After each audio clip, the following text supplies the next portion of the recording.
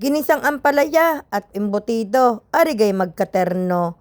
Ang ampalayang iyan mga kaulam ay ginisa ko hindi sa karning manok kundi doon sa fish fillet na aking hiniwa-hiwa ng maliliit na pahaba.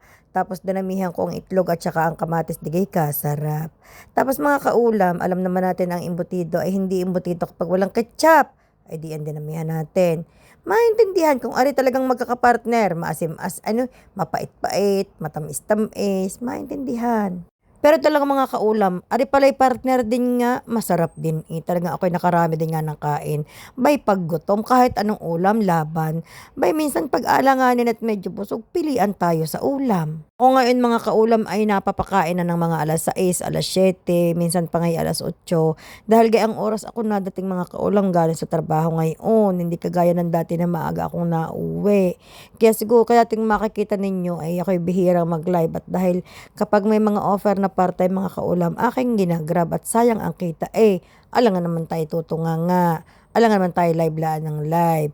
Ay mas malaki ang kita din sa mga part-time na aking nahahagip sa daan. Sa pag ako'y pauwi na, ay di, kahit pa paano yung nakakabili din ng 2 salop na bigas, tsaka 2 sardinas. Ay iyang ginisang ampalayang iyan ay yung ulam pa namin ni Ibrahim ng isang araw.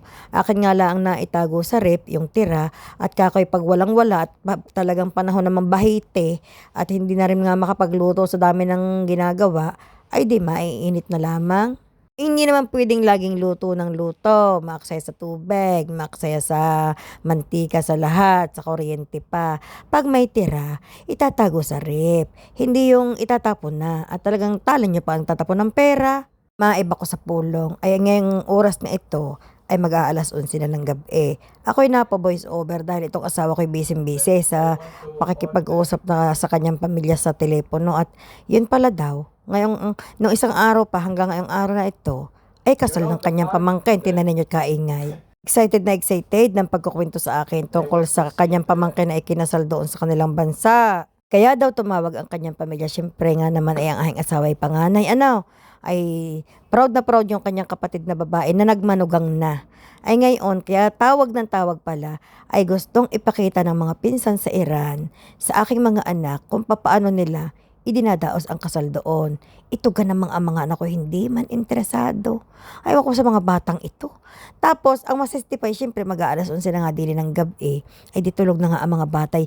Tuong ipinagigising ng bianan ko at ng mga pinsan, ay ayaw naman magsigising at may mga pasok nga bukas. Ay kitang-kita ko ang kilig sa aking asawa sa pagtingin sa kasal ng pamangkin at ako mga kaulam sa totoo ay nakaramdam ng awa at hindi nga umuwi itong asawa ko. Ito hindi ayaw na ngang umuwi niya doon at nga siya nga daw walang kayamanang ipagmamalaki sa kanyang mga kamag-anak siya daw pupulaan laang. Ay ang aking bianay talaga naman, kainaman ang pagka-proud na ang kanyang apo ay ikinasal na. Talaga namang kung makikita ninyo ang mga sayawan at ang mga tugtugan doon sa kasal ng pamangkin ng asawa ko tunay na hindi ako kanina pag sa iingay ng kanilang huntahan kahit sa telepono, por Diyos de la vida. Ay pagkagay pinababayaan ko ang asawa ko. Pamilya niya yun talagang masaya siya. Kitang-kita ko sa kislap ng kanyang mga mata kung gaano siya kasaya. Nakausap ang kanyang ina, nakausap ang kanyang mga kapatid. Kaya hinahayaan ko ang pinagbibigyan ko siya.